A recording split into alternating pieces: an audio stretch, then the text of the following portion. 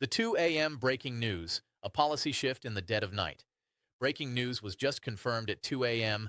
The financial landscape for millions of Americans, particularly our nation's seniors, has just shifted dramatically. In a development that caught Washington completely off guard, President Trump has officially signed off on a revised structure for the $2,000 tariff rebate checks. This is no longer a matter of speculation. It has transitioned from a discussion point to an officially confirmed policy. What makes this announcement particularly striking is not just the amount, but the timing and the unconventional delivery. There were no flashing cameras, no primetime press conferences, and no early warnings to the public. Instead, the confirmation filtered quietly through internal Treasury notifications in the early morning hours, signaling that the program has moved immediately into the execution phase. For seniors across the country, especially those living on fixed incomes, this late-night development is far more significant than it may initially appear. While early headlines regarding these rebates focused primarily on middle-income families and workers, the internal documents released overnight reveal a consequential shift happening behind the scenes. The administration has recognized a harsh economic reality. Inflation has hit older Americans harder than almost any other demographic. Rising costs for essentials like groceries, utilities, rent, and medical care have placed an unsustainable burden on those who rely almost entirely on Social Security, SSI, or SSDI. By signing this order at 2 a.m., the White House has effectively moved seniors away from the back of the line and toward a new priority status. This update represents a quiet but powerful change, marking the first sign that the tariff rebate program is being specifically targeted at those with the least financial flexibility. The legal battleground, bypassing Congress. As the 2 a.m. announcement reverberates through the financial sector, a massive constitutional question looms over the $2,000 tariff dividend. Historically, stimulus checks like those issued in 2020 and 2021 required a direct vote from the House and the Senate. Article 1, Section 9 of the U.S. Constitution is very specific. No money shall be drawn from the Treasury but in consequence of appropriations made by law. This essentially gives Congress the power of the purse, meaning the president cannot typically spend revenue without legislative approval.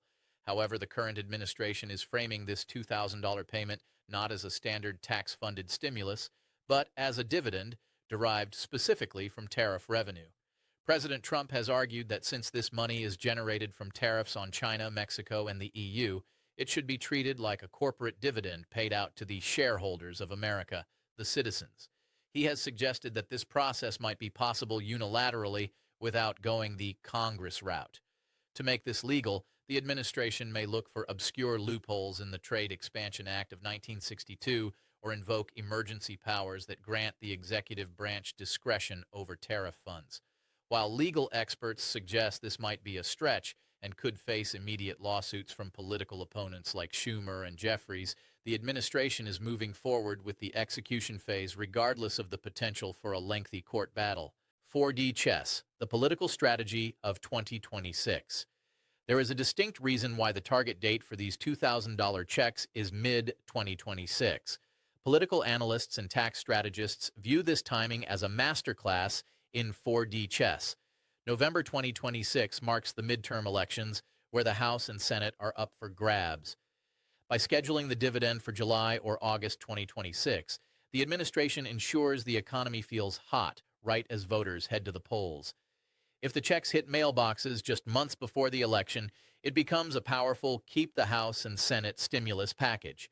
Strategically, this move also creates a political trap for the opposition. If Democrats sue to stop the payments, the headlines will read, "Trump tried to give you $2,000 and the Democrats stopped him." This allows the president to win regardless of the outcome. He either takes credit for sending the money or he blames his opponents for blocking it. For the administration, the fight over the money is just as valuable as the money itself.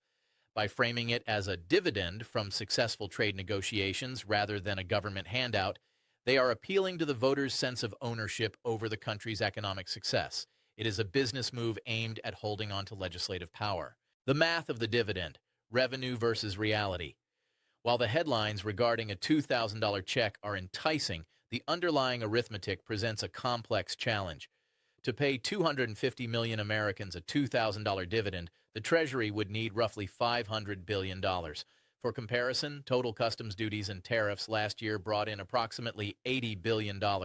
Even if the administration ramps up tariffs significantly, optimistic projections suggest revenue might only reach $200 to $300 billion. This creates a massive gap of at least $200 to $300 billion between the tariff revenue collected and the promised dividend payout. From a business perspective, if a CEO promised a $500 million dividend while only having $250 million in sales, the company would be heading toward bankruptcy. However, in government math, these deficits are often bridged by issuing more Treasury bills. Critics argue that this essentially turns the dividend into funny money. If imports drop because of the higher tariffs, which often happens when goods are taxed, the revenue stream could be even smaller than anticipated. This raises the critical question of whether the $2,000 payment is a sustainable economic policy or a strategic move that prioritizes short-term political gain over long-term fiscal responsibility. The inflationary risk, a hidden cost. The injection of $500 billion into the economy carries significant risks regarding inflation. The U.S. has spent the last 3 years fighting high inflation, with the Federal Reserve raising rates to stabilize the market. Just as things are beginning to cool down and rates are being lowered, a sudden surge of cash could reignite price hikes. Economists warn that when you drop massive amounts of cash into the system, the price of everyday goods often creeps up to meet the new demand. You might receive a $2,000 check, but you may also see the price of used cars, rent, and groceries increase shortly thereafter. Despite these macroeconomic concerns, many everyday Americans, from Uber drivers to servers, view the $2,000 dividend as a vital lifeline. For many, the ability to pay off a credit card or fix a car outweighs the theoretical dangers of a hot economy. There is also a strong populist argument that sending $500 billion to American citizens is a better use of funds than sending it overseas to other countries. This argument is particularly effective during election cycles, as voters tend to prioritize direct financial relief over abstract concepts like national debt or fiscal responsibility. The administration is banking on the fact that cash in hand will speak louder than the warnings of economists. A new priority: why seniors move to the front. One of the most significant revelations from the 2 a.m. Treasury update is the quiet restructuring of the eligibility list. Earlier this week, seniors were only mentioned broadly in the tariff rebate framework, with no special status. However, internal documents now show that low-income seniors have been moved to a brand new priority eligibility list. This change was triggered by updated economic data showing that inflation has hit older Americans harder than any other demographic. Rising costs for essentials like food and medical care have put unsustainable pressure on those living on fixed incomes. The administration's new stance is that those with the least buying power should not be at the back of the line. For the first time, seniors relying on Social Security, SSI, or SSDI are being treated as a priority group rather than an afterthought. This means that instead of waiting behind millions of working households, many seniors have been moved to the front of the queue, where verification is simpler and approvals happen faster. This shift represents a data-driven recognition that while working families may eventually see wage increases to offset inflation, seniors on fixed benefits do not have that luxury. Funding mechanics: why this isn't a traditional stimulus. To grasp why the 2 a.m. confirmation is so pivotal, one must understand how the tariff rebate program differs from past stimulus efforts. Traditional stimulus checks are usually funded through federal spending bills, which require the complex process of congressional approval. In contrast, this $2,000 dividend is financed specifically through revenue collected from import tariffs, taxes placed on foreign goods entering the U.S. The president's core philosophy is that when tariffs generate excess revenue, that money belongs to the American people and should be returned to them directly.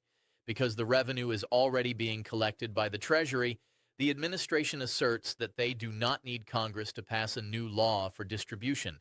This executive authority is what allowed the program to move from discussion to execution so rapidly. Furthermore, the program is designed to be highly flexible. Unlike previous programs that might have required new filings or manual reviews, The tariff rebate system leverages existing federal data from the IRS and Social Security Administration. This flexibility allowed Treasury officials to adjust their models and elevate seniors to priority status almost overnight once the decision was finalized. The three-tier system, understanding where you stand. The Treasury Department has implemented a new three-tier system to manage the distribution of the $2,000 rebate. This system is designed to prioritize those most vulnerable to economic shifts. Originally, Tier 1 was intended for middle-income workers, but the revised model has placed low-income seniors directly into this highest priority lane. The scoring model evaluates households based on income level, dependency on government benefits, and income stability. Seniors who rely on fixed federal benefits score extremely high in this model because their purchasing power is most at risk when prices rise. Tier 2 now consists primarily of working households whose timelines may have been slightly adjusted to accommodate the prioritization of seniors. Tier 3 is reserved for higher-income households or those requiring complex manual verification. For seniors, the benefit of being in Tier 1 is clear. Their eligibility is reviewed first, and they are positioned for the earliest possible approvals. This is the first time the public has seen such a clear breakdown of the priority order, confirming that the administration is targeting the relief toward those with the least financial flexibility. Eligibility deep dive, income thresholds, and Social Security. According to internal Treasury guidelines, the income thresholds for priority review are now clearly defined. Households earning below roughly $30,000 per year are the strongest candidates for early approval. However, for seniors, the stability of their income is just as important as the amount. If your primary income comes from Social Security, SSI, SSDI, or survivor's benefits, you are automatically flagged for expedited review because your records are already consistent within federal systems. Treasury refers to these as fast verify households. Specific tipping points have also been identified in the Treasury memo.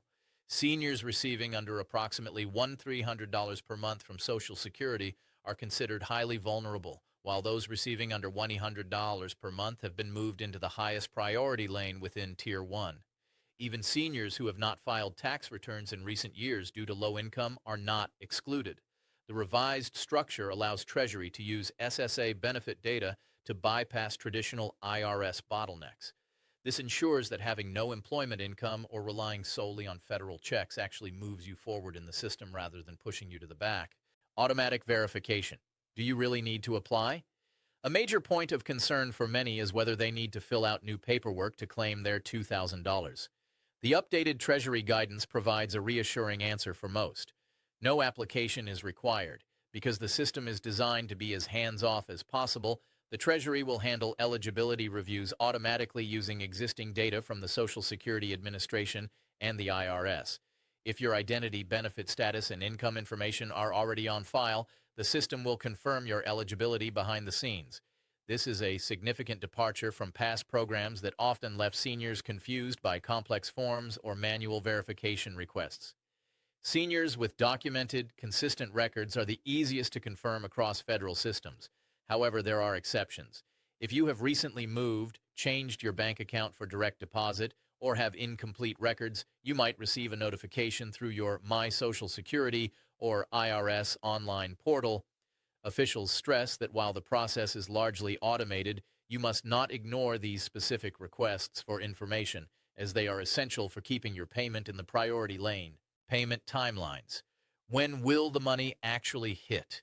While exact dates for the $2,000 payments have not yet been released, the sequence of events is becoming clearer. Because low-income seniors are in Tier 1, they are positioned to move through the final review process before millions of others. Treasury is sequencing approvals based on the speed of verification rather than when the program was first announced. Seniors whose records are already confirmed through SSA and IRS systems require fewer processing steps, which should lead to earlier approvals. It is important to differentiate between approval and payment. Once your eligibility is confirmed, Treasury must still coordinate with the IRS and SSA to finalize the distribution method. You should expect to see a status change in your federal portals, indicating that your eligibility has been confirmed before the funds actually arrive in your account. Early projections suggest that seniors could receive these confirmation updates weeks ahead of households in Tier 2. While the exact timing remains fluid, the new priority order is designed to ensure that the most financially exposed Americans are the first to receive confirmation of their relief, protecting your benefits, SSI, SSDI, and tax implications. For many seniors, a major worry is whether a $2,000 windfall will jeopardize their current benefits. The Treasury and Social Security Administration have issued a clear clarification. This $2,000 rebate will not reduce your Social Security, SSI, or SSDI benefits. It is not classified as earned income or a benefit adjustment. Instead, it is treated as a rebate funded through tariff revenue, which places it outside the income calculations used to determine your monthly benefit eligibility. It will not trigger benefit reviews or affect future cost of living adjustments. For SSI recipients who face strict asset limits, officials have clarified that the rebate does not count as income for eligibility purposes. However, there is a practical piece of advice. While the payment doesn't reduce benefits, holding large sums of cash indefinitely could eventually affect asset-based programs. Treasury recommends using the rebate for essential expenses like rent, food, or medical bills rather than letting it sit in a bank account for an extended period. Most importantly, accepting this payment will not trigger audits or extra scrutiny. Once approved, the payment is yours and does not reopen your benefit file. Staying vigilant, scams, final steps, and future outlook. As the program enters its execution phase, the final step for seniors is to stay alert and prepared. The most critical action you can take right now is to ensure your contact and payment information is accurate with the SSA and IRS. Check your online portals regularly for any legitimate requests for address or identity verification. However, you must also be wary of the inevitable rise in scams. The Treasury and SSA will never call, text, or email you asking for your Social Security number or banking details in exchange for your rebate. Any request for a processing fee to receive your money is a guaranteed scam. Looking ahead, this $2,000 tariff dividend represents more than just a check. It is a significant shift in how the government recognizes the financial pressures on older Americans. For years, many seniors have faced rising costs with limited relief. By moving them to the front of the line, the administration is signaling that they are no longer an afterthought in national economic policy. As the Treasury moves toward final distribution, stay informed through official channels. This relief is designed to reach you as smoothly as possible, providing a much-needed buffer in a challenging economic climate.